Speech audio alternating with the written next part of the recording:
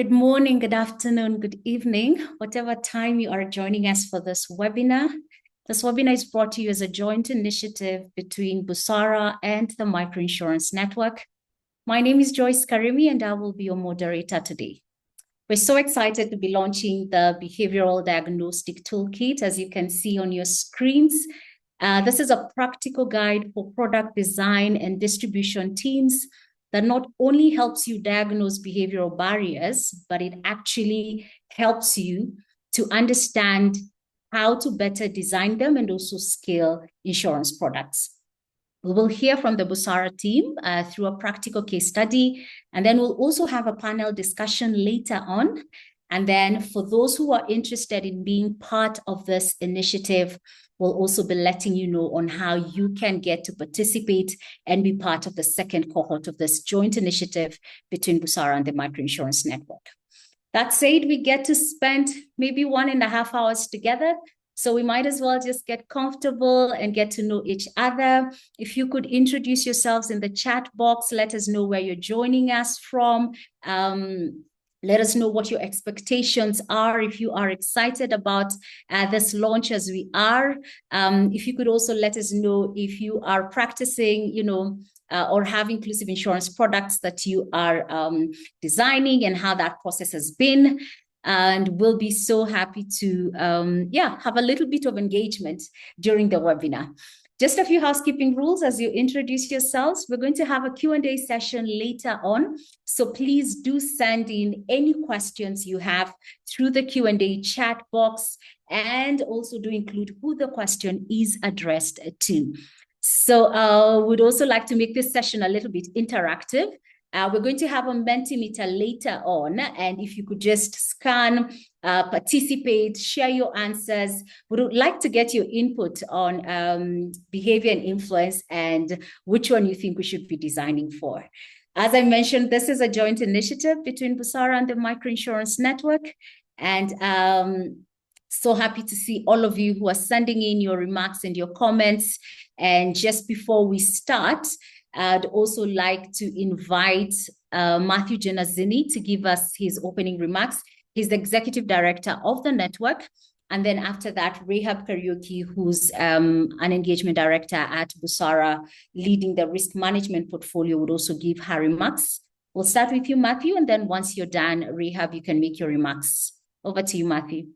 Thank you, Karimi. It's great to connect again with you after these few months, and great seeing you again. So welcome, everyone. My name is Matthew Genazzini. I'm the director of the Microinsurance Network, and it's a real pleasure for me to be welcoming you today to this webinar. Before I begin, I just wanted to acknowledge and thank our colleagues at Busara who've for what has been a real kind of incredibly rewarding collaboration. What has made this partnership particularly meaningful is that it's brought together kind of two organizations that share a common belief and have a real kind of aligned strategy.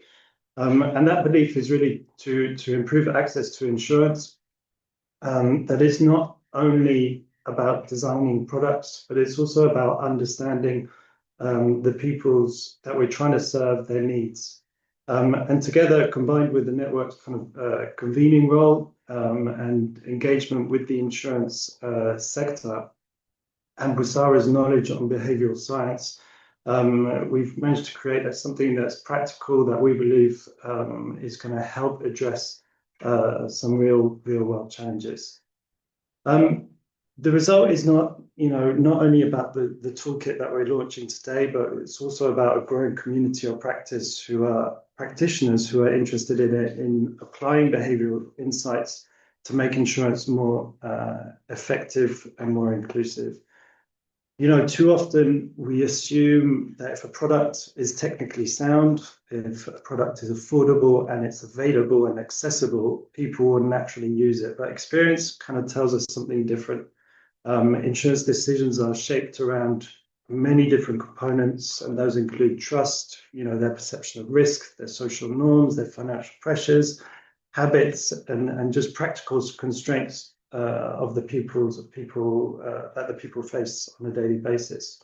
And that's why we believe that this launch today is so important, because it gives practitioners a kind of practical and structured way to move beyond assumptions and identify real behavioral barriers that may be preventing customers from using these services. I wanted to also mention that today's an opportunity to announce the next community of practice or cohort, which will support practitioners in applying these behavioral methods directly in marketing and distribution challenges within their organization. And for us, this is particularly exciting because it's a real change that happens when ideas move from theory into practice. So I'm not going to carry on too much longer. I want to just say how fortunate we are to be joined by an excellent panel who will bring a wealth of experience from behavioral science, insurance practices, actuarial work, and financial inclusion. And I'm really looking forward to listening to their reflections. I do hope you leave this session with some practical ideas, maybe some new perspectives, and perhaps a renewed appreciation for the role that human behavior can play in shaping insurance outcomes. So I will now hand it over to Rehab for your opening remarks. Rehab.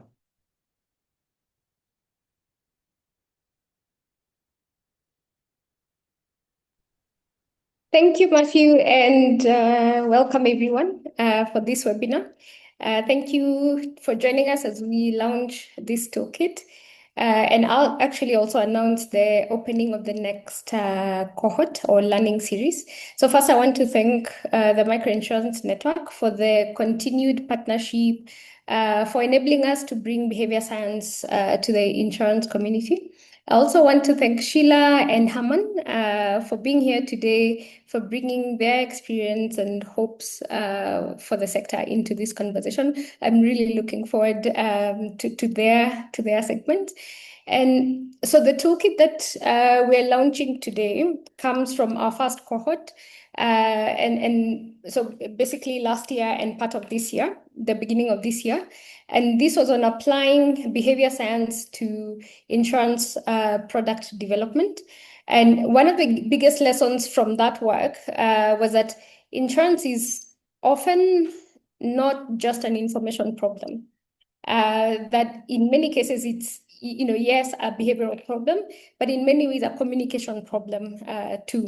So when we think about, I think many case studies, not just in insurance, people don't simply act when they know topic doesn't mean that they're actually going to take action. So they act when the message is clear, when they feel the offer is relevant or is going to, change something in their lives, is going to provide real value for them. When trust is present, especially for insurance, trust is important. And when the path to action is actually easy. So I think it's quite common in insurance to think about, the easiest way to sell insurance is through bundling and partnerships. And that actually brings people through the door. But the question we want to keep asking ourselves, and especially when we launch the next cohort, is, what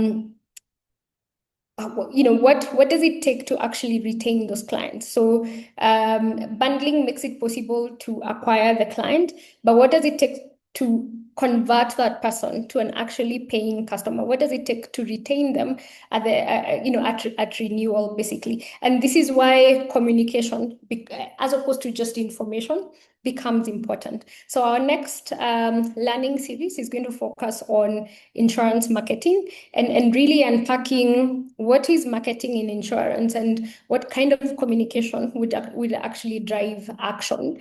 I strongly believe that there's a lot we can learn from fields like health that have really honed in on social behavior change, communication, where they have really understood what proper communication design can do to get people to actually solve the problems that they face.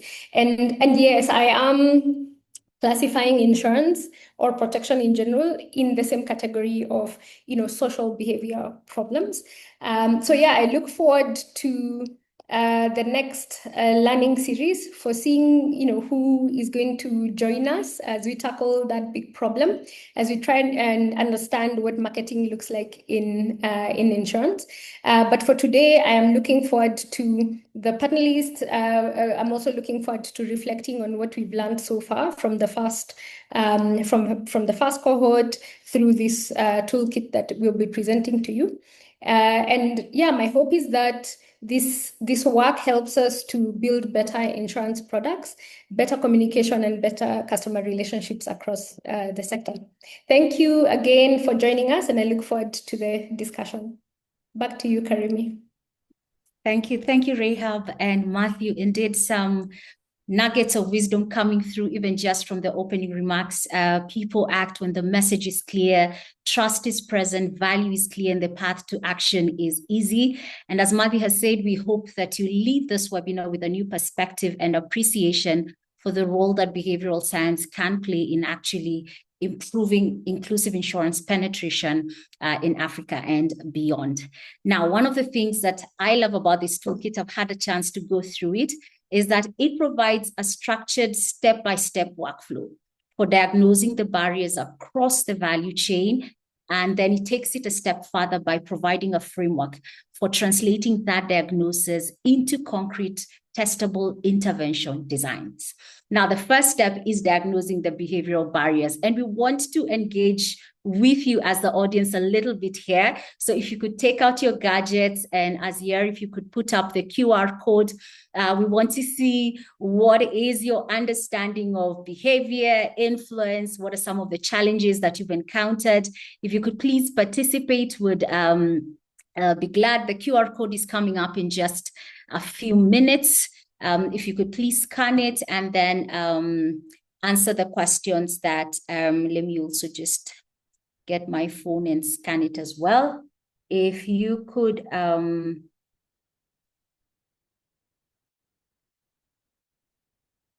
if you could respond to the questions that are there, and then we'll get to see. If you're having any technical challenges, you can also message us on the chat box, and I will be happy to respond to any questions that you may have.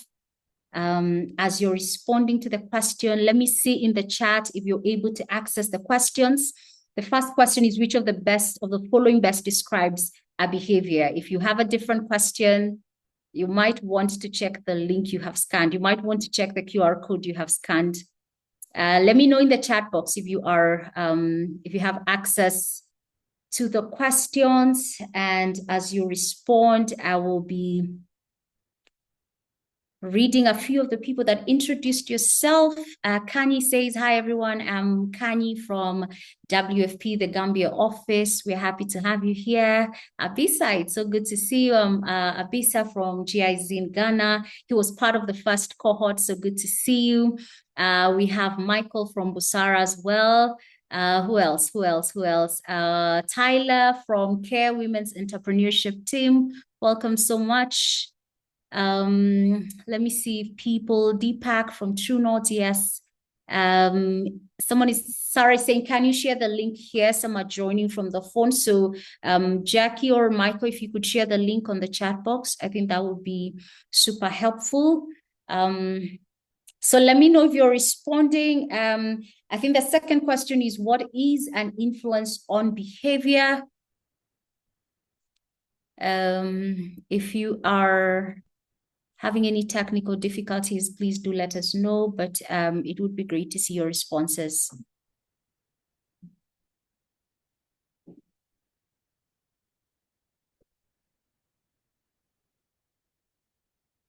All right. I think, Jackie, do we have a good enough response? You can just let me know if we can. Just a few, 1 more minute. Okay, let's give it 1 more minute. And in the meantime, I still get to give shout out to a few people. Let me see who else Louisa. Hi, everyone. I'm Louisa from Toronto. Welcome. We're happy to have you, Louisa. Dario from Colombia. The globe is represented here, which is fantastic. Roland, I see your message. Teresa, good to see you from IRA here in Kenya. Ngozi, good to see you as well. Renata, Julian, Vinette, welcome. So quite a good representation here. Lina from ICA Africa, Edwin, good to see you. Teresa, quite a good representation here from across the globe. We're so happy to have you. I think we are good to go. All right, great. Thank you everyone for participating. Thank you, Jackie, as well. I'm sure you're curious as to how you have performed, but as they say, good things come to those who wait. So patience, my friends, you'll get to figure out how you've performed just after we have walked through the toolkit. Now we have gotten to the much anticipated session here. I'm sure you're wondering, what is this toolkit? What does it entail? Where can I find it? And I hope the most important question you're asking is, how practical is it for me as a practitioner? I will now hand it over to Jackie Chemtai, who will walk us through the toolkit through a case studies, just to show the practicality of it in terms of your everyday work. So I'll hand it over to you, Jackie, for you to walk us through the toolkit. All right, thank you so much, Karimi. So I don't have a presentation, but I'll be speaking through what we have. So it's a real pleasure to introduce the behavioral diagnostic toolkit for inclusive insurance. Maybe some of you are here and they don't work in inclusive insurance, but this toolkit is actually applicable across the sector. And it's a resource that we hope will help you and your organization apply behavior science in a practical and structured way, just like Rehab and Matt has mentioned. And on a personal note, this toolkit to me is actually particularly meaningful. I have spent almost a decade working in inclusive agricultural insurance before moving into behavior science at Busara. And having worked in both worlds, I have firsthand seen how the incredible technical expertise that exists in insurance but I've also seen many well-designed products struggle with the same challenges. We always speak about low uptake, poor renewals, limited trust, and inconsistent customer engagement. What became increasingly clear for me and my team is that many of these challenges are not simply product or pricing challenges, but we might label them that way, I know, but they are actually behavioral challenges. So if we want different outcomes, we need to better understand the people we are designing for. And that realization, of course, led us to designing and engaging our first community of practice, which led to the development of this toolkit. So thank you to our first cohort. And the question we wanted to answer is, how do we actually really design for real people? And the toolkit responds to that question. So before I introduce what is in the toolkit, and as Rehab and Matt has already put it, this has truly been a collaborative effort between the network and Busara, and it's one that I'm really, really proud of. So what exactly is this toolkit?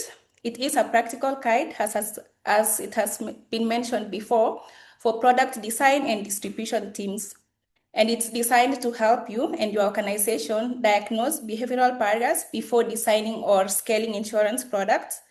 And one thing that I would like to maybe emphasize is that this is not a behavioral science heavy toolkit. So don't be afraid or shy away if you have no idea what behavior science is. I think I was on your shoes some years back. And it's also not a replacement of HCD or human-centered design processes that maybe you already use in your product development processes. I know we do use that a lot in designing inclusive insurance products, but it is a complement that complements existing approaches by adding behavioral diagnosis before solutions are developed.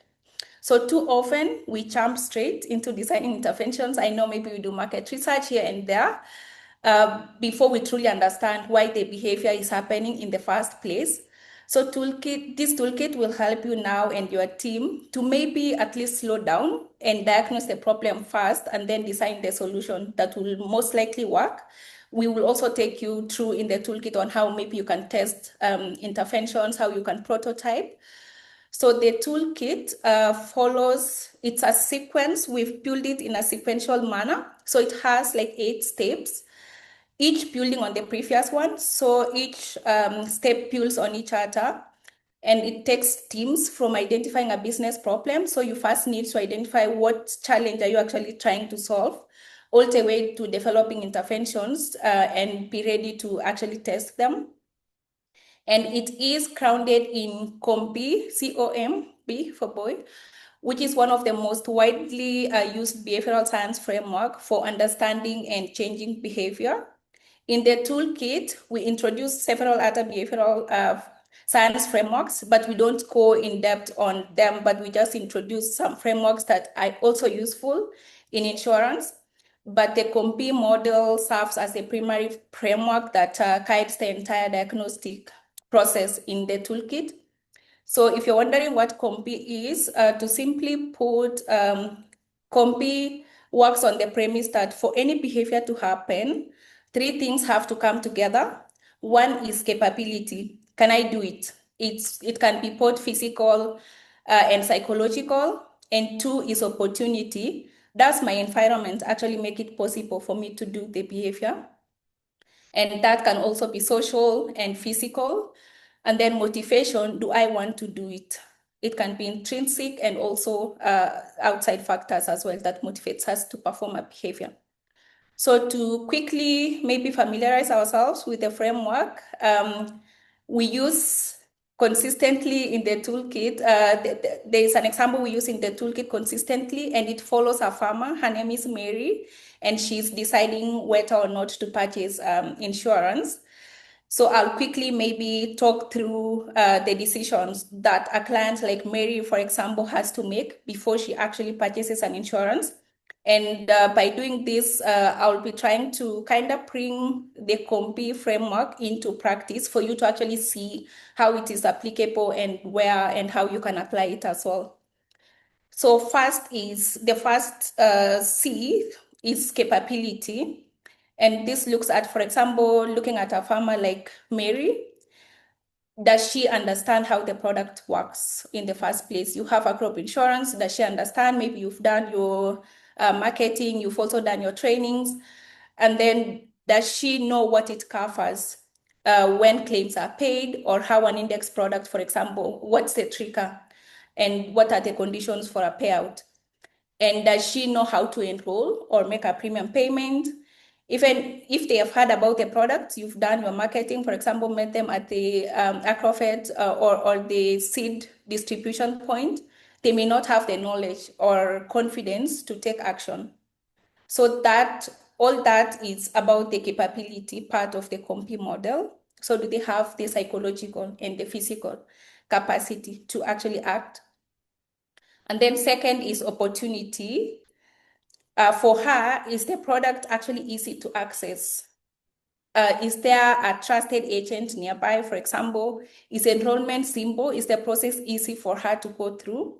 Is the planting season maybe around the corner, or maybe school fees? So there are other priorities that she's actually competing with the insurance decision.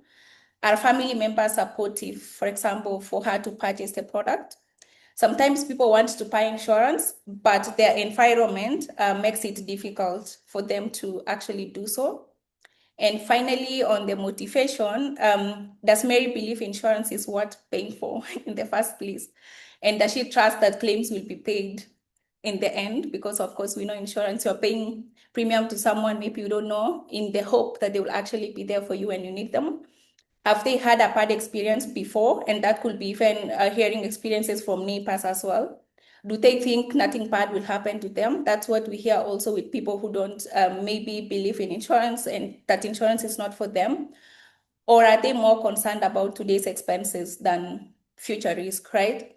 So these beliefs, emotions, habits, and perceptions all influence whether someone decides to buy insurance or not. So the important thing to note here is if any one of these 3 elements, the capability, the opportunity, and the motivation is missing, if any one of them is missing, then the behavior is unlikely to happen. And of course, here we want people to adopt the right behavior, right? So you can have a customer who's motivated but doesn't know how to enroll, or someone who understands the product but doesn't trust the insurer, or someone who trusts the product but simply doesn't have the opportunity to access it. So again, I mentioned before that there are 8 sequential steps in the toolkit. So one is defining the behavioral problem or the challenge that you want to solve, specifying your target behavior. There could be many behaviors that you want to target, but it's good to narrow it down. Diagnosing the behavior using COMPI model, mapping customer and distribution channel frictions, framing opportunities. Sometimes you can actually, we use what we call what might we do statements. So that helps you frame barriers into opportunities, and then generating intervention ideas, prototyping and testing, and prioritizing for implementation. Because if you have many interventions that you want to implement, you also need to prioritize. Depends also with resources and maybe the time as well for that. So you need to prioritize, and there is a framework that we have in the tool that you can use to actually score and prioritize your interventions. And every section of the toolkit follows the same simple structure. First is you will find a short conceptual overview explaining the purpose of that step for each of the 8 steps. Second, you will find a practical worksheet that teams can complete together during a workshop or a meeting. And third, you will find a fully worked example showing what a completed worksheet will look like using a running case study that follows the same insurance challenge from beginning to an end. So we help you see how maybe your worksheet should or could look like. And if you get to a step and actually you realize that you are not maybe solving the right problem, you can go back to the previous step and do it again, or at least go through it again and maybe ideate more. So we also recommend using the toolkit as a team rather than individually, because when you bring together colleagues from different departments, it could be your product, your distribution, your customer experience teams, that's when more valuable conversations can be had, and you actually discover that everyone has different assumptions about why a behavior is or maybe is not happening. So the worksheets are there to guide those conversations and provide a structured way to turning assumptions into evidence-based decisions. Our hope is that actually this toolkit helps us approach those challenges differently that we mentioned earlier, challenges with renewals, challenges with distribution, and challenges with creating products that people genuinely value. So we often ask ourselves, why aren't customers maybe buying our products? Maybe we hope we move now to asking ourselves, what behavioral barriers are standing in the way for the customers to act, and how can we design around those behaviors? So our website, the Busara website, and the Microinsurance Network website. And we will share a download link in the chat for you to actually download the toolkit. We encourage you to download it, use it with your team.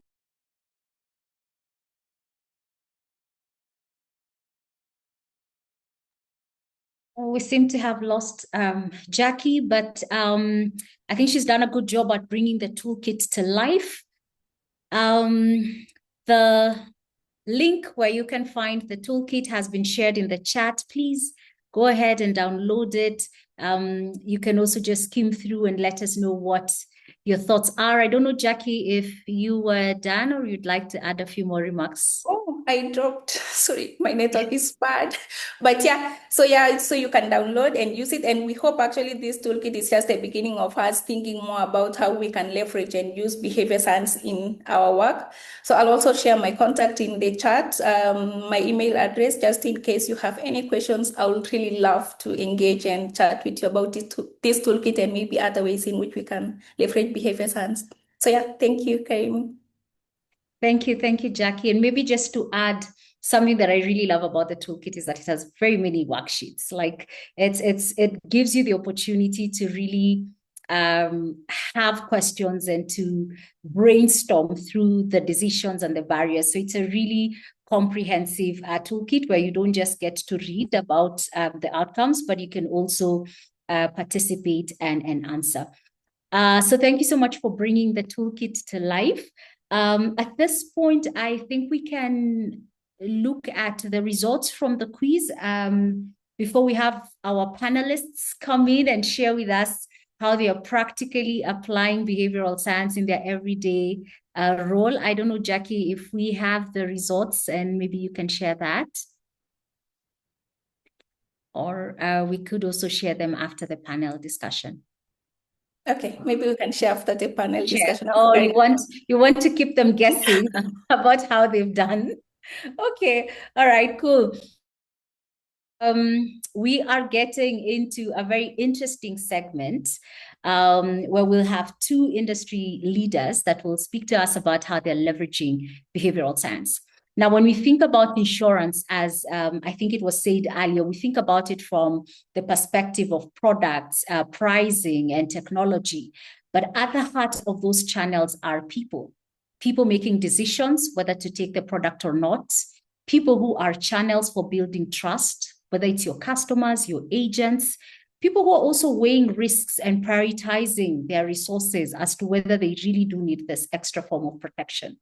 And sometimes at the heart of all is people who intentionally choose not to make or not to act or not to take up your product. Now, behavioral science helps us to understand why people make the decisions they do. And more importantly, as Jackie has mentioned, it really challenges us to slow down and to think about the assumptions that we have and how we can actually leverage on better understanding the reasons behind the decisions that people make. Now, joining us for a panel of discussion, as I mentioned, we have two great individuals. First is Herman Smith, who's the head of behavioral economics, Center of Excellence at Nedbank. I think I'll let you, Herman, say hello and also maybe just share one or two sentences about what you do for Nedbank. Thank you, Karima, and thank you everyone for dialing in to this topic. As Karima indicated, I lead the Center of Excellence for Nedbank, and it's really my mission to bring this science into the ways of work within corporate South Africa, but also other institutions across the world, and find new ways that we can use this knowledge about human behavior to unlock new value and positive behavior change. Thank you, Herman. And next is Sheila. Sheila is a seasoned actuary, but I'll also let her introduce herself and what she does. Hi, Karimi. Thank you. And I'm very happy to be here. I'm Sheila Kirika, and I am the finance actuary for the Old Mutual Africa region's general insurance portfolios. And what that means is that I get to partner with the countries, with the MDs and the CFOs to make sure that our financials are looking good. I'm also passionate about behavioral experience and customer centricity, because for our results to look good, it also means that our customers need to be seeing value. So as an actuary, I look at value from different points of view, not just the shareholders' value, but as well the customers' value, the agents' value, the brokers' value. So that's who I am, Karimi. I'm an actuary who also loves people and loves customer centricity and believes that we can all have value from insurance. Yeah. Thank you, Sheila and Herman. And it's indeed great to have you, and thank you for honoring us today. Our discussion will focus around three thematic areas. So we'll talk about the experience of designing around people. We'll also touch on data as a design enabler. And then finally, we'll talk about designing for communication and marketing. These are really three critical elements. One, to how people make decisions, and three critical elements to the space of inclusive insurance or insurance in general, and also critical elements to behavioral science design. So I'd like to start with you, Herman. Part of your experience has been, working in different microinsurance markets to advance adoption through technology, data, and policy innovation. And one of the emerging trends that we are seeing across the markets, especially in Africa, is this appetite for technology. And different organizations are understandably adopting digital solutions. Yet, when we talk about the underserved population, the human touch point cannot be excluded from that interaction. Maybe walk us through the behavioral science behind this. Why is it important to strike the right balance between technology and human interaction if we really want to influence customer decisions in your experience? Thank you. If you look at the business imperative for technological platforms, the primary concern usually is a cost one. So in order to get insurance policies out to as many people as possible, you want the cost of distribution and servicing your client and administrating the claims to be as low as possible. And technology has the opportunity to reduce that cost. The challenge is that you have to take your clients along on that journey. And both your potential clients and the clients that you have, you need to have them accept that and have that be a great experience for them and help them to achieve what they want to with this product in their lives. And I think thinking through technology platforms, it's really important to know that different interactions with your client have very different kind of like weighting to them. I think often large corporates or insurance companies try and sell or resolve what is primarily a sales challenge through introducing technology solutions. And I think there it's important to understand that when your customer has an intention to take up a product, and you're just helping them to select between different products or between different cover options, that's a very different interaction than if your customer does not have the intention to take up the product. So active sales, I think, is very much still in the domain of kind of like humans being better at persuading other humans if it's a voluntary standalone product. But on the service side, there's, and for those who have prior experience with the product, there's plenty of opportunity where this technology can really improve the customer experience, help them to find out information about their policy at any time of the day or night, help them to submit claims, once again, at any time of the day or night. So there's real opportunity to improve that experience in ways that clients would really appreciate and want in their lives. But you have to distinguish between kind of like, is this a intention which has already been formed, or is it not an intention that has been formed yet? So is this a sales engagement or not? And then kind of like what do clients need from us in these different interactions, and can the technology platform resolve that? One of the key challenges with technology platforms to date have been that their information architecture has kind of been quite clumsy. So the way, if things aren't very rigidly within specific service interactions or claim interactions, the systems find it hard to accommodate the client from where they're at. That's evolving now with artificial intelligence, kind of like large language models being able to really help people through either kind of like a sales or a service application. But once again, even once you get to that point, you really have to understand like where your client's coming from. In Nedbank, as in many institutions, we're trying to migrate people over to digital platforms to save on costs. And one of my favorite experiments was one on reducing people calling into the call center to get their statements. Something that you can do on your app, it's something that you can do online. There's no real reason to phone the call center to ask for your bank statement. And we did this phenomenal experiment that essentially helped people get their bank statements a couple of days before they would typically phone the call center. So like, we would see that this is a continuous behavior. We'd let them know, you can get your bank statement in the following way. And that was great. Those interventions worked really well. Those people then accessed their bank statement online. Those same people also still phone the call center, but then to ask about something else.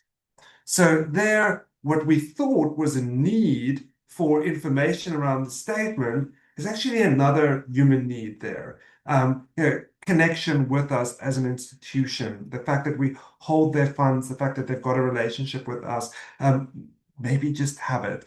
All of those things play into that need for that interaction, even when they're not collecting that statement anymore. So I think that those are really, really important things to know. And it's really important to give consumers what they need in those interactions and help them manage cognitive uncertainty. Great, thank you. Such an elaborate response. I think a few things that I picked out, different interactions at different customer points require different solutions. It's not just about the statement, it's the interaction that they are looking for, which really speaks to what Sheila had started talking about, which is customer centricity. That then if we are to design solutions that meet the needs, that communicate value, that builds trust within the community, then we really need to place the customer at the center of it all. But within the ecosystem, different partners have different ideas, they have different interests. And Sheila, you have this thing that you talk about, an idea of shared value proposition within the entire ecosystem, and how we need to move from just focusing on the business, but bringing the customer at the center of the entire ecosystem and how we interact as agents, as partners, as insurance companies, as tech providers, really placing the customer at the center of it all. Can you really just talk to us a little bit about the value proposition angle that has been of interest to you as you do your everyday job? Thank you, Karimi. And I'm even going to tie this back to what Herman just spoke about. In insurance, a lot of us, especially in traditional insurance, we seem to look at value from two different points of view. So we have the shareholders' value, and of course, a lot of us have targets, including myself, and so we are always looking to increase shareholder value. But then in insurance, unfortunately, we normally look at increasing shareholder value as an enemy to increasing customer value. What do I mean? You'll always find conversations in insurance companies about we need to reduce our claims. We need to reduce our claims so that we become more profitable. But you see, if you're constantly trying to reduce your claims, then you're not acting in the best interest of the customer. So you're not acting in the best interest of increasing customer value. So the concept of shared value basically says it doesn't have to be one or the other. You can actually increase shareholder value while increasing customer value. And customer value then will help you to increase shareholder value. So for example, Karemi, right now in the market, let me talk about medical insurance in East Africa. Right now in the market, I would say we come in two major places with customer decisions.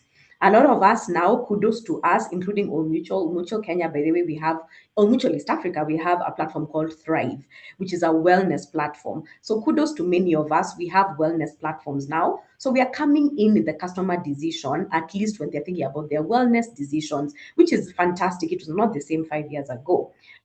Then now, the next time we come into their lives is when they need a claim to be paid. And at that point, I'm sure all of you can identify with this. That's when we start calling the broker because we need an amount that this particular thing is not being approved or it's only being partially approved. We need more of it to be approved. So where do we interact with the insurer in our ecosystem of health? Nowadays, increasingly, it's when we are well because the insurers, companies that have wellness platforms, and then when we are sick and at the point where we need to pay a claim. But which insurer is talking to you at the point where you're choosing the provider to go to?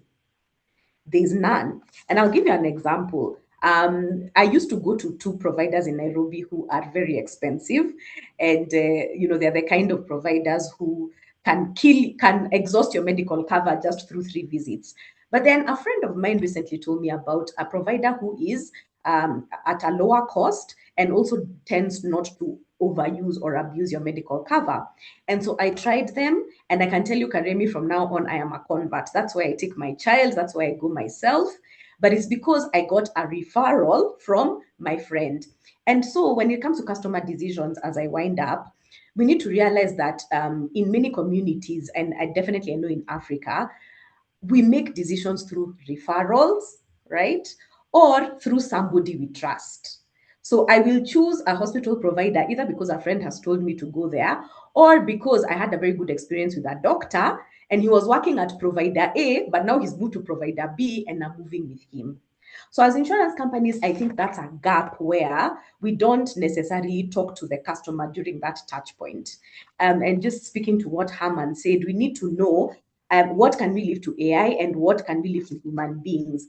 If we are saying that a lot of us make decisions through referrals and through a doctor that we followed, then as insurance companies, what can we do at that particular touch point, at that particular decision-making process? So in summary, Karemi, I think if we start thinking around shared value, how do we increase customer value while still increasing shareholder value?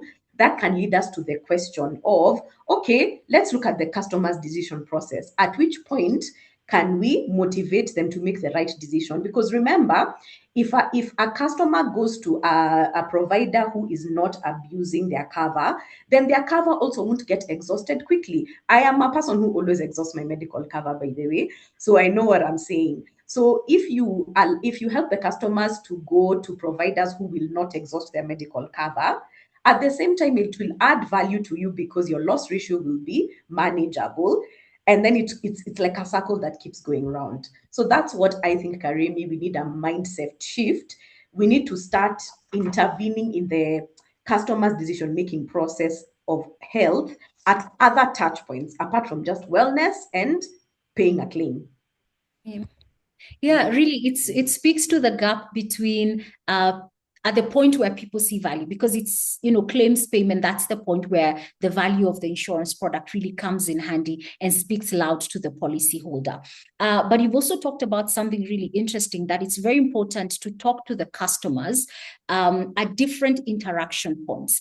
Now, one of the things that I know is also in the toolkit is this journey mapping exercise, where you get to go through the different touch points that you can have with the customer, just to give them value beyond the claims, let me say beyond when there's an incident and they need to file, from the point of them purchasing the insurance all the way to the point of the claims process.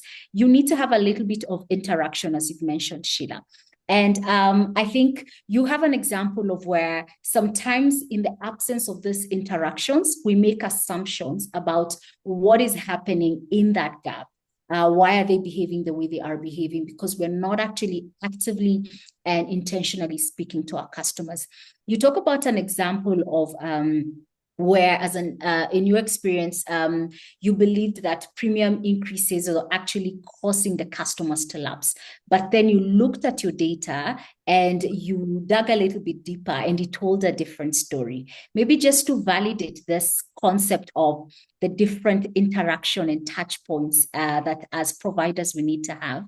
Maybe you can share that story just to bring your point to life a little bit more. All right, thank you. So in insurance boardrooms across Africa, I can tell you there's one statement that he said, which sounds very true. It sounds true, but it's actually not true. As you've said, it's something that we want to believe, but then when somebody challenges it, we find out it's not true. What do I mean? A lot of times in boardrooms, and I've worked as a consultant, and then now I work at Old Mutual with different countries, different business units. So it's a very common thread that I always hear. We did not hit our sales target for this quarter because of undercutting in the market. And then now we've even found political ways of putting it. Either we say stiff competition or, competitive pressure. We use different words all to say the reason I'm not hitting my sales targets is because my clients are leaving, and that's because I am maintaining my pricing discipline, but my customers are charging much lower prices. So there's one particular business where, as always happens in insurance companies, a lot of the time, the claims and underwriting people were arguing with the pricing actuary. So the pricing actuary was saying, no, we need to be disciplined with our renewal increases. But then the underwriting and claims and BD was saying, no, we can't do that. We're losing business. So then I asked, guys, instead of arguing, why don't we have an analysis? Why don't we do an analysis where we check and compare our lapse rates historically? We compare that to the renewal increases. To everybody's shock, Karemi, we found that when we increase our renewal increases, our lapse rate does not really change much. Everyone was shocked when we saw that analysis. And with numbers, no one can argue. So the argument stopped, right? We continued maintaining our pricing discipline. That business, they came from making losses, and now their profit margin is about 15%. And there have been repeated examples of that I can tell you, whereby the business makes a difficult decision to just maintain pricing discipline, but then they don't lose their customers and they end up becoming profitable. So what's happening here, Karimi? It is a proven fact that, and maybe this doesn't apply to inclusive insurance. I know when we were talking, you gave that caveat. Maybe more to do with the traditional kind of insurance. Customers will rarely leave you just because you increased your premium. If you've been talking to them, right, throughout the lifetime of the policy, you're not just coming in for renewal. Your claims experience is very good. Your call center works well. If you have a wellness product, it's working well. Customers are not going to leave you just because of you've increased their premiums. So I found that is a story that we believe in boardrooms. That's actually not true. You can actually maintain your clients even if you're increasing renewal increases and maintaining pricing discipline, as long as you're doing the kind of things that Herman told us. You're talking to them at those critical touch points. You're there for them when they need you to pay a claim. You're not constantly just trying to reduce their claims. And that particular business, they were able to achieve that because they're very customer centric. In fact, a year ago, they were voted the most customer centric insurer in that country. It's one of the portfolios I deal with. So yes, Karemi, I'm coming to disprove that statement that we hear so often. We are losing customers because we had to choose between pricing discipline and volumes. No, it's not a trade-off. It's not a trade-off. If you are talking to your customers, well, if your customers are having a good experience, I've seen it in the numbers, they will stay. They will stay. Yeah, I agree on the experience part. I really do agree on the experience sentiments that if then you design a really great customer experience, then by extension, the customer satisfaction will be high and then the retention rate could be high. Now, when it comes to customer satisfaction and a good customer experience, one of the elements is really understanding that there are, and I think it ties to Herman's point earlier, that we have different customers that need different interactions. So it's not just about the demographics that you have, but it's also about the needs at the various customer journey cycle, at the various points within the customer journey cycle. Now, Herman, part of your works really touches on that when it comes to behavioral segmentation, which is really understanding the different segments and the different profiles within your customer database and not treating them as one shoe fits all. Maybe you can talk to us a little bit about that behavioral segmentation, how you practice it, and tie that to how you then design marketing and communication strategies for the different maybe personas or segments that you come up with. And if there's another experiment that you could share, we'd really love to hear that as well. Fantastic, thank you. So I think just behavioral segmentation is often a term that we hear, and I think there's lots of different definitions out there for it. But from my perspective, behavioral segmentation is really an attempt to segment our client base or our potential client base into variables that give us predictive power of how they will behave when we interact with them. So something where there's real causal inference between what we do. If we do A, then our clients are likely to do B or C or E. And that's really the difference between that and traditional segmentation that you find in financial services providers, where what they try and do is they try and find something which makes it manageable, either like a geographical target audience or an income band or even gender in some instances, to make kind of that kind of effort in designing and delivering the product more targeted to a subgroup. Behavioral segmentation is really focused on how can we create segments that give us predictability in terms of how people will act. And if we think about the data that supports that, we can think about the continuum of data from starting with kind of like the typical demographic or administrative data. You're born on a specific day in a specific hospital. Usually some type of gender is assigned. So like that's the administrative data that financial services providers typically have on their clients. Then there's other data, usually transactional data, kind of like how much money do you earn? What are your expenditures? Have you been a good credit repayer in the past? So some kind of like transactional data on you. Then you can have the benefit of interaction data, so CRM data, like my interactions with this institution or with other institutions.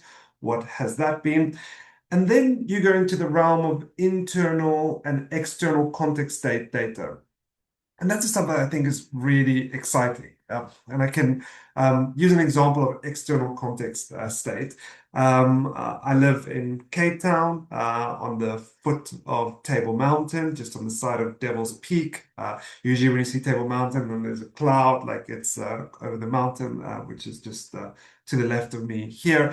And I live in a kind of like very connected community here. Individuals know each other on the streets, etc. And 2 years ago, one of the community leaders, she takes responsibility for the public space down the road to make sure it's clean, etc. Her house burned down in a freak accident. So it was a gas canister that exploded and her entire house burned down. And it was the talk of the community. Everybody was speaking to, is she okay? People were walking past the burned down house. That week, people spoke about insurance like they've never spoken before. Everyone's like, was she insured? Did it pay off? What happened? Like, at that point in time, if an insurance company wanted to sell fire insurance, they had 100 people in this neighborhood which would have immediately taken it up or improved their coverage or whatever the case may be. So that's external context state data. What has happened in the external environment that might make individuals more open to taking up a product or amending their service interaction with you in some type of way.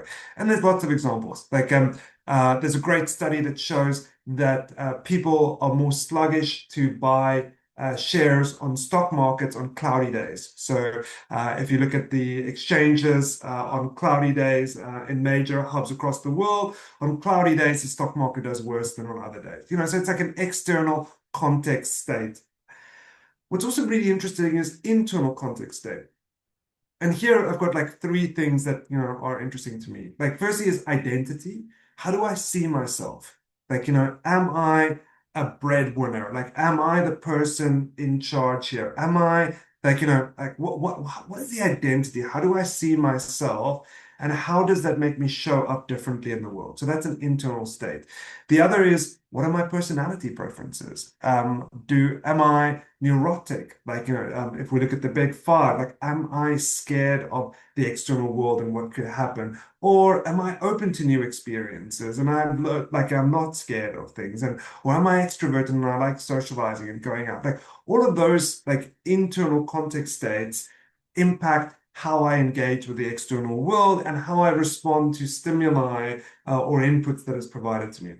And then the third is biological state. So we change during different periods of our lives. Something which is quite personal to me. I'm a father. I've got 2 children, a 5-year-old daughter and a 2-year-old son.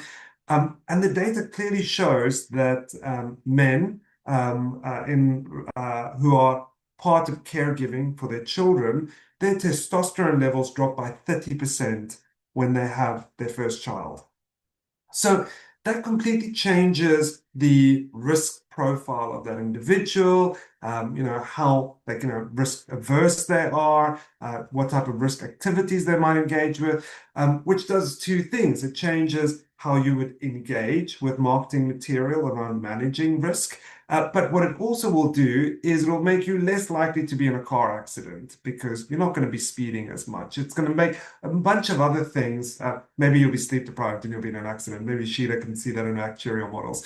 But the risk-taking component completely changes. So your ability to price and engage with that individual's risk is different. From something as simple as kind of your biological state of kind of like your testosterone levels in men. Women also change, menopause, having children, all of those things change biologically and physiologically how women engage with the world as well. So those are really interesting, like internal state things, and all of those can impact how you want to engage and communicate with your clients. On the Nedbank side, because I think you just want to take it down to kind of like some practical examples. In the attendees is Kanyisile, who was a graduate as part of the behavioral economics graduate program at Nedbank, and she moved into the insurance team. And the behavioral economics team and her team have been working together on using identity-based or persona-based segments to communicate in different ways to our clients. And I won't go into the details of what the personas were, but they were developed with like a range of different data. I won't go into detail in terms of what the communication was either, but the difference between campaigns where this identity variable wasn't used versus campaigns in which this identity variable was used is a 300% difference in uptake. So, or nearly 300, 270 something percent. So like the difference when you meet your clients where they're at in their internal state, how they see the world, the identity that they take on, what is important for them through the lens of that identity is a very big difference in take-up levels. So often we speak as financial, it's hard to personalize, it's hard to do these segments, it's hard to do these different things. And it is true, it's not easy. But when you do it, when you meet your clients where they're at, they will reward you with their purchasing decision, with their loyalty decision. I like that. When you meet your clients where they are, they will reward you with their purchasing decision. And I think the 300% difference in uptake just because you used identity variable versus the one that didn't have, that's a remarkable gap that really speaks to the value of what you're talking about, both external and internal context. I think just to stay with you, there's a question here from Rehab, a good point, Herman, and should we capitalize on this moment? Of course, talking about the fire example, where when people are all of a sudden faced with an event, then risk becomes more tangible to them, and insurance, of course, makes more sense. Yeah, so I think that the key challenge that we have with insurance is that it protects you against incidences that may or may not happen. And individuals are really bad probabilists. It's really hard for us to go, well, if there's a 30% chance of my house burning down, kind of like what is, or even a 5%, but it's really hard for individuals to kind of like bring probabilistic thinking into their assessment of risk. And like they always get the base rate wrong, and like Kahneman's done some great work on this. This, like using that opportunity where someone sees this risk being realizing, it's tangible, they can see the impact on someone's life. In this case, what was fantastic is the person was really well insured. And the house was rebuilt, and it's this beautiful new house. And she, she was brought back. The trauma of what happened obviously can't be resolved. But her experience and her demonstrating that she was insured, she was able to do this, something that would have been something which would have completely eroded her entire life savings, because she is in her early 70s, went from something which would have been a complete destruction of wealth and her life to something which brought her back into kind put her back in the position she was before the risk event happened. So it was like really good. So that's what Sheila's point is, like paying claims is fantastic advertising. So there at the beginning you had the the saliency, like the visibility, the smoke going up in the air, you're seeing it happen, speaking to the person whose life has been impacted by it, and then seeing that house being rebuilt, kind of because the claims is being paid. Both of those are very powerful opportunities to advance insurance take-up. Yes, Sheila, your hand is up. And yeah, I don't know whether you have I know I'm not coming comment? next. I wanted to comment on, I'm listening to Herman and I'm so intrigued.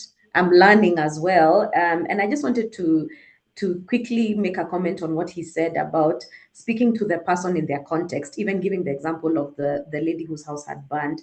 There was a study that was done in India, and they found that you're more likely to get parents to invest in wellness if you go through their children. So, for example, if the school tells tells you that your child needs a flu shot, you're much more likely to get the flu shot rather than if your insurer told you or if your hospital provider told you. So I was just thinking about that in the context of speak to people in their particular context. So, for example, the way you would get a single man to take a flu shot is different from how you would get a mother with a child. With a mother with a child, you would go rather through the child. And, even thinking back to that example that I gave about myself and how I changed my hospital provider, it was from my mom friend. So I was just listening to him and thinking how, as actuaries, we can actually have and mine data even without AI. So even before you go into AI, we literally have data that can actually tell us this particular mother tends to go to these expensive providers. She exhausts her medical cover. And so we can intervene earlier into her decision-making process so that she doesn't exhaust her medical cover. What is the insurer doing there? They are speaking to me in my context. So I just wanted to jump on that and say that's such a powerful point. Speak to people in their context. And it's a different way of thinking about behavioral segmentation. Because as actuaries, we think of segmentation in terms of age, gender, previous claims history. So I'm encouraging my fellow actuaries, if there's any listening, that we need to change how we look at segmentation, right? Because we normally separate sciences. Behavioral science is on its own, actuarial science is on its own. But I'm listening to Herman and I'm thinking, hang on, we need to relook at our segmentation, So yeah, I just thought I'd throw that in there, Karim, if you don't mind. Yeah, I think that's a very great perspective. And, you bringing the actuarial side and also the behavioral side together really validates your point on your belief about a value proposition across the entire ecosystem as well. Yeah. So I just wanted to remind the audience, you can submit your questions through the Q&A chat box in case you do have any questions. And we're just about to get to the end of this insightful discussion with Herman and Sheila. And maybe just one last question to Sheila, as we're talking about communication and marketing and tailoring, value proposition to the context of the people that you're speaking to. Beyond customers, we have our agents that speak to the customers and sell our products. And you described in one of your experiences how you were able to get agents to shift from just chasing immediate commissions to thinking about long-term customer relationship. Talk to us a little bit about that and what enabled the mindset shift in just maybe under 2 minutes. We're running out of time. So yeah, thank you. Okay, so yes, so this is from a colleague in one of our asset management businesses. So the thing is, in East Africa, what happens is that agents tend to be incentivized to sell more of life insurance because life insurance has higher commissions than savings products. So when you give them savings products, they're not as likely to put as much energy into the savings products because human beings are incentivized by different things. So what we found is that, and this is from speaking to my colleagues, we changed that mindset and helped our agents to see that when you sell a lot of it or a lot of savings products, you're actually building a portfolio of clients who can later on buy life insurance. So instead of just seeing the commissions, we help them to kind of change their mindset to see that no, this is actually a portfolio. Because once a client trusts you with their money market or their mixed income fund, they are more likely to then purchase an education policy from you later on. So that actually, if you look at our MMF, if you look at our asset management business, it's really grown a lot. And a lot of that had to do with changing the mindset of our intermediaries. And just to bring that point home, yesterday, as if my mom knew I was having this webinar, my mom sent me a marketing message from Old Mutual, actually recommending that I should join the Old Mutual Mixed Income Asset Fund. And guess who was it? Was from her agent. Her agent. So I was like, okay, proof of concept, because it's a well-known fact that our asset management business is doing well. So yeah, change of mindset. All right, great. Thank you so much, Sheila and Haman. Maybe one parting shot and just under a minute each of you. I think we've talked about behavioral science, and we're seeing there's a lot of demand now for incorporating behavioral science across different sectors and facets, if I may put it that way. When you think about insurance and financial services, and especially now in the context of really driving inclusivity, where do you see the greatest opportunities to improve customer outcomes over the next few years? Maybe we can start with you, Sheila, and then Haman, you can wind up. Okay, I will give my parting shot as an answer to Rehab's question in the Q&A. She's asking, she's okay, I can't see it now, but she was basically saying, things like pharmacy fast and other interventions have not really led to as much behavioral change as we would expect. And I think it's because we looked at this whole solution from a shareholder value point of view. We thought to ourselves, okay, hospitals are overcharging us and they're abusing. What if we change to pharmacies? Pharmacies are obviously cheaper, then it will save our loss ratios. But we are not seeing that happening. Why? Because we're not looking at it from a shared value point of view. Is that what our customers want in the first place? Do our customers trust the person at the pharmacy first enough to be able to go there first? So I think the change that we need is the kind of questions we're asking. Instead of asking, how can I improve shareholder value? How can I reduce my loss ratio? We need to start asking, how do we look at the ecosystem and change things and intervene earlier in decisions so that the customer gets value and we also get value? So we need to change the questions we're asking. Thanks, Karemi. Haman? Yeah, I think I'll add to Sheila's thought there is that as behavioral scientists, our role is to drive positive behavior change. And that is helping our clients act in their own interest. But very often, those interests, when they act in their own interest, creates value broader than the client itself.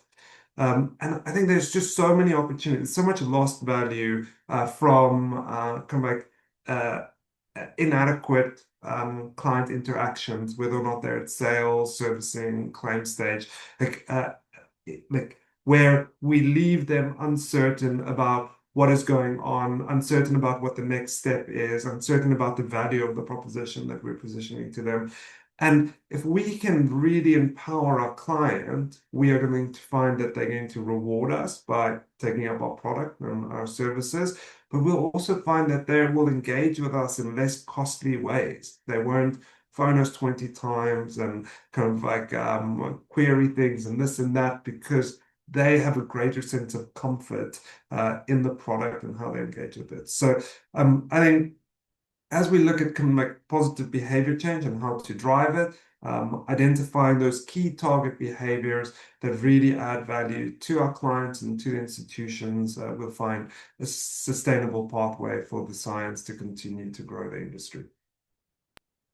Thank you. Thank you so much, Haman and Sheila. Indeed, it has been a very great conversation. I think my Just to summarize some of my greatest takeaways, do not make assumptions, speak to your customers, and at various touch points, as many touch points as possible, design for the different behavioral contexts. There's no one shoe that fits all.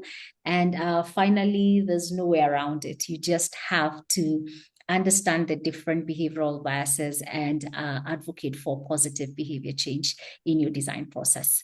Thank you so much, Haman and Sheila, for this engagement.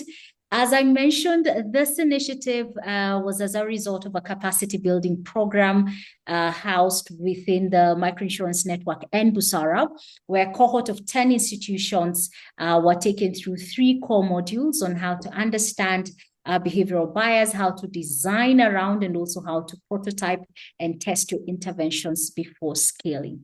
Now, if you'd like to be part of the next cohort, this section is for you. I will hand it over to Kinta Otieno, who will share with us the details of cohort 2, how you can participate, and also how you can participate and be part of the second cohort. Over to you, Kinta.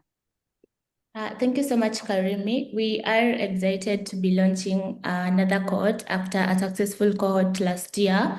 And as Jackie or Matthew puts on the slides, I'll be taking us through what this cohort will entail, and then the timelines and who should consider applying, and also how to apply. So as Rab had mentioned earlier on, for this particular cohort, we'll be focusing in insurance, marketing, and distribution.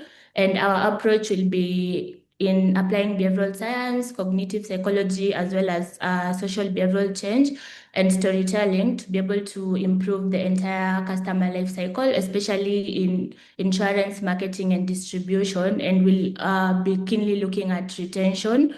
In terms of our learning model, so we encourage a peer-to-peer learning through real-world challenges, case discussions, and shared experiences. And at the end of the learning, we will be looking forward to capstone projects from the students, where we anticipate them to build and redesign like a customer engagement pitch for a real insurance product. And who is this for, or who should consider joining? So professionals, insurance professionals who are in marketing, distribution, growth, customer experience should all consider joining or applying for this particular cohort. We are looking forward to getting applications from insurtechs, getting applications from microinsurance, and even insurance companies. So everyone who is listed in this should consider joining this particular cohort. So in the next slide, I'll briefly take us through the journey experience, or at a glance, what the journey experience will look like. And in terms of the core sessions that we'll be having, so one of the core sessions will just to be able to identify why people buy, drop, or renew insurance. So in this particular session, so for after every particular session, we'll be having like capstone builders, and the capstone building block for this particular session is to be able, the participants should be able to come up with a behavioral barrier map of their own product. And we also anticipate that we'll be applying a lot of behavioral science frameworks, such as COMBI, such as the EAST framework, and even some of the social behavior change frameworks during this learning process. Our next core session or core module will be in communicating value and building trust with the clients. And then at the midpoint, we anticipate having like a webinar just on leveraging behavioral science for marketing and distribution in practice. And we, as I've mentioned earlier on, we encourage peer learning. So we'll be having peer sessions just for the participants to be able in terms of their capstone project's progress, and to be able to also do some knowledge checking and the project progress sharing as well. And another core module that we anticipate having is designing for engagement. So in this particular session, we anticipate like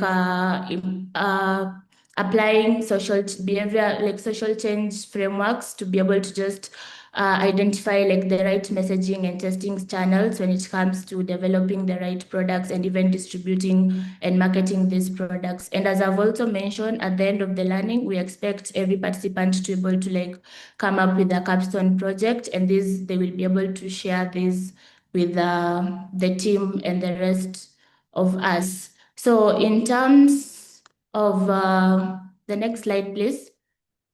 So in terms of how to apply, so we are encouraging individuals, or rather the application process is through an organization. So application should be submitted at an organizational level and not individual level. And an organization can nominate up to 2 individuals at most to be able to take part in this learning. And you can scan the QR code there to take you to the application form, where you'll get like a bunch of questions. You should be able to apply, and then we should be able to get back to you. So I believe the application link will also be shared in the chat section. And in terms of timelines, so as we announced this today, so these are the key dates that you should look out for. So we've opened the application today, and then we expect all submissions to be made by 3rd of August, so 3 weeks from now. That's the submission deadline. And then from there, the team will be able to review the applications, and then the team should also be able to notify the successful applicants on their acceptance. Up to that point, I'd like to open it up, or rather give an opportunity to either Jackie or Rehab to add on to something for this particular code that I might have missed before I give it back to you, Karimi.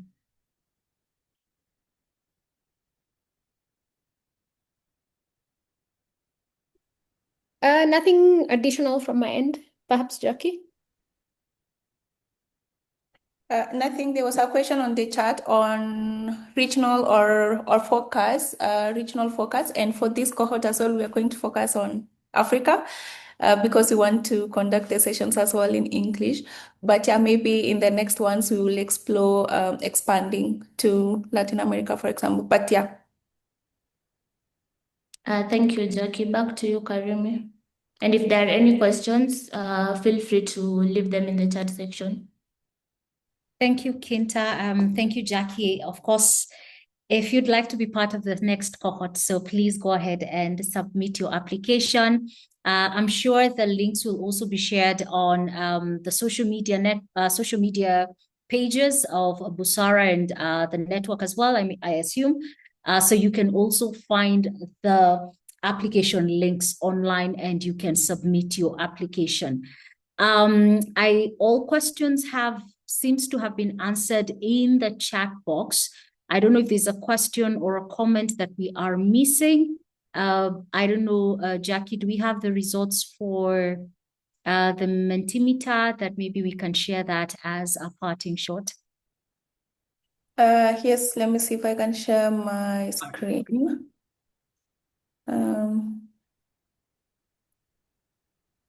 You can see my screen, right? Yes, I can see it. Let me see if I can do something different so that, okay. So a behavior, I think all of us could what a behavior is. They're actually confusing a behavior, influence, and an outcome, but I think outcome is easier to identify. So we all quote it, a behavior is anything a person does in response to internal or external events. And then what's an influence on behavior? This one is where almost everyone's taught, right? It's a physical, psychological, social, or environmental factor that makes a behavior easier or harder to perform. An outcome of behavior, also most of us quote it, the consequence or result of a behavior or action. You're not going to the gym, maybe it will lead to some weight gain. That's the outcome. And you going to the gym is the behavior. Which of these is a behavior? We also quote it, right? Renewing a crop insurance policy, maybe by paying premium. Financial resilience could be an outcome of actually taking up insurance or doing good practices in your farm, for example. I'll talk about farm because I love insurance. Which of these is an influence on behavior? believing insurers rarely pay claims. This is right. So most of us also got it right as well. It's what influences you. Maybe you've had bad experiences, or your neighbor actually told you about an experience they had with their insurer as well. So that influences you. So it's mostly external as well. And then which of this is an outcome on behavior? It's most of us also got it right, recovering financially after a drought because of taking up insurance. That's right. And receiving an SMS will be an influence because now you've been reminded to pay your premium. Paying the premium itself is a behavior, and asking an agent about an insurance product. I wouldn't classify it in any of this, but it could be an influence as well in terms of what they actually answer, or the answer that they give you will start make you buy the insurance product, but the action itself of just asking. So yeah, we are good. I think we are all on track on being maybe behavioral science experts based on how we've answered this. But yeah, thank you so much, everyone, and thank you, Karimi. I'll hand it over to you to maybe a closing, but yeah. Yeah. Thank you. Thank you so much, Jackie. Yeah, I agree with your sentiments. It seems like we are all on our way to becoming behavioral specialists in our organizations, or behavioral science ambassadors in the different organizations that we work for. So thank you so much. Jackie, you're still sharing your screen. Okay, great. Thank you so much to everyone that has been part of this webinar. It's been a delight to be your moderator. Thank you to Sheila, to Herman, to the Microinsurance Network team, Matthew, and Azir in the background, Rehab Kinta as well, to everyone that has made this possible. And Michael, not forgetting you. Thank you so much, and wishing you a great evening or day, depending on where you are. If you're interested in joining the next cohort, do not forget to submit your applications by the 3rd of August. And also do not forget to check out Busara's or the Microinsurance Network's LinkedIn pages, and you can get access to the toolkit as well. Feel free to also reach out to Jackie on LinkedIn as well, and she will be able to share with you any additional information you may require. For myself, thank you so much, and I'll see you on the next one. Bye-bye.